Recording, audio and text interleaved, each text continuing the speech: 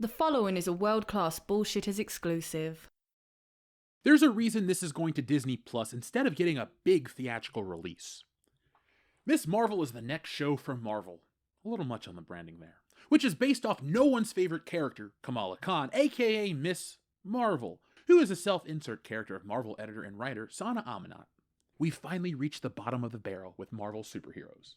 Created in 2013, Ms. Marvel is the first Muslim superhero from Marvel to get her own book. That's it, isn't it? That's what got everyone talking. Hey, meet Marvel's new character, Ms. Marvel. Let's focus on her skin color and religion, shall we? If you think I'm being crazy, I'm just a little touched. But maybe showers remind me of Psycho too much.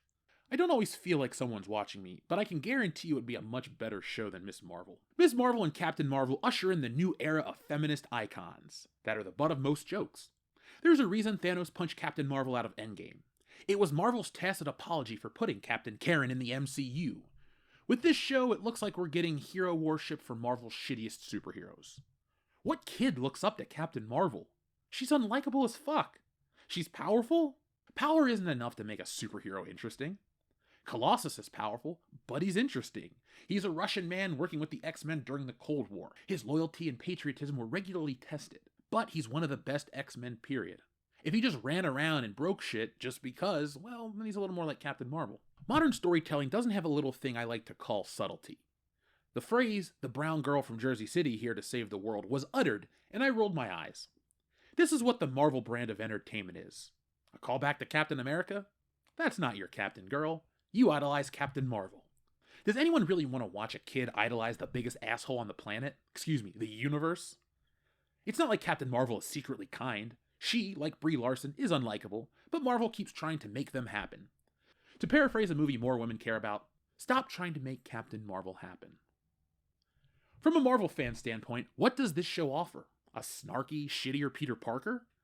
But she's a woman!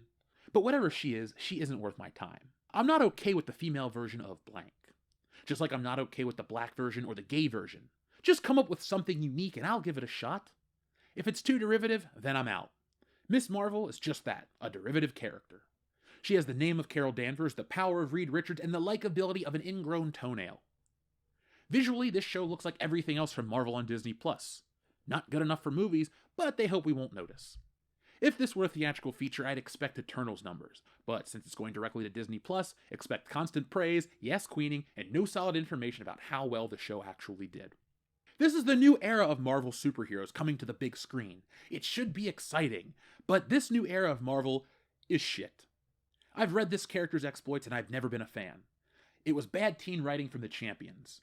I tried to see if Miles Morales' Spider-Man was better written there, but he wasn't.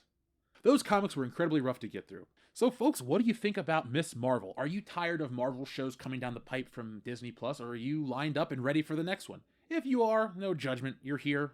That's awesome, so thanks for joining the channel. But I'm really racking my brain as to what and who this appeals to. It's for kids, it's for this, it's for that. But Spider-Man was too. Marvel has to be very, very careful right now because you have the Parents Television Council chiding Disney for putting the Marvel shows from Netflix on their platform, and then you got this. And I don't really want Marvel and Disney to keep focusing on safe entertainment under the guise of family entertainment. I don't need to see Spider-Man go tear someone's head off, but the Punisher, yeah, he can blow a dude's head off. Daredevil can beat someone's teeth in. Jessica Jones can be unlikable. There you go. Hold on a second. Let's just stop for a moment. You want to call out feminism and all this other shit in writing? If you want to have a female-centric show, Jessica Jones wasn't the worst thing from Marvel. I didn't hate it. I didn't even really dislike it. Patsy Walker deserved to die. Honestly, the shit she did with shooting Jessica Jones' mother and kind of getting away with it, come on. Like, that was bullshit. I do need to watch season 3. I moved across the country and other things happened, but that's the only reason that I haven't watched season 3. That being said, though, Marvel can produce a female-led show that I like. Enough. I gotta say, Jessica Jones, of those 4 Marvel Netflix shows, Luke Cage, Iron Fist, The Defenders, Daredevil, and Jessica Jones, that's 5. Jessica Jones ranks probably 3rd for me. Daredevil, Luke Cage, Jessica Jones,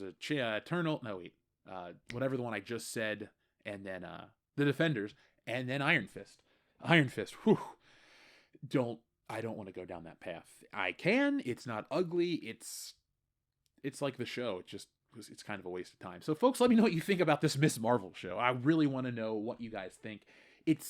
We've been talking about this character for what, 4 or 5 years on the channel. No one's really biting. I went over to that website Comichron and I looked at 2013, 2014 sales, and I wasn't seeing Captain Marvel, aka Kamala Khan, Miss Marvel. I wasn't seeing her top the charts. I couldn't even find her most months. The book wasn't popular. The book didn't sell. But self-insert characters are very important for these people at Marvel because they feel, hold on, let me restart. They do feel a lot of things and they don't matter.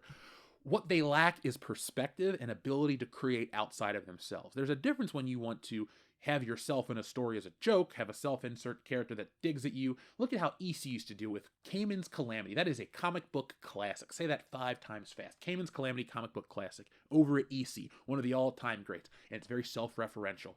Marvel had that too. Hell, sometimes people throw even digs at comic creators. Have you ever heard of Funky Flashman? Oh, you haven't? Have you ever heard of Stan Lee? See, Funky Flashman is Stan Lee. Jack Kirby, the artist who created most of Marvel, had an issue with not getting his royalties from Stan and other people. Marvel didn't treat Jack Kirby right, so Jack Kirby went over to DC, where he created a bunch of stuff like Darkseid, The New Gods, and Funky Flashman, which is just a dig at Stan Lee and his cigarettes or cigars and his hairpiece and all that stuff. So then again, self-insert characters can work for many different ways, but when you want to aggrandize yourself like Sana Amanat and so many of these other people in the modern sphere, then I kind of go, hold on a second. You're not as interesting as you think. You're not as funny as you think. You're not as good as you think. So let's just pull it back and let's see what your creation is. Oh, this creation just reflects you? I don't really like the creation. Do I not like you? I'm not going to judge. I don't. Let the art and the artist be separate. But folks, I'm going to get out of here. I'm going to go work on some stuff. I've been working on a secret project, but join us tonight on the channel. We're going to be talking about all the big Star Wars news. And also go to wokebusterscomic.com, pick yourselves up a copy. We put out an announcement last week about the Portland White Knights. This week, we're going to tell you a little more about the city. I want to build the world of Wokebusters for everyone so they know what's coming. When you buy a Marvel book, you know that Spider-Man's going to be in New York City and that's a character in and of itself. Well, in my story, Wokebusters, Portland is a character itself. It's very rich. Yeah, it's a fictionalized version of Portland. Well, then again, Portland seems like a fictionalized version of reality, but I digress. My point is, I've gone and I've really populated this world with more than just buildings and bridges. It's a lot of story that, honestly, some of it won't even make it into the comic, but it's all about building the world. Tolkien has the appendices in the back that build the world. There are tons of reference guides, visual guides, manuals for Star Wars. Think of some of these updates as a nice peek into the world of what the Wokebusters are getting into this summer. So folks, check that out, wokebusterscomic.com. I'll be back next time with more. And in the meantime, folks, I got something big to ask. Be smart, be safe, be cool, but always be excellent to each other.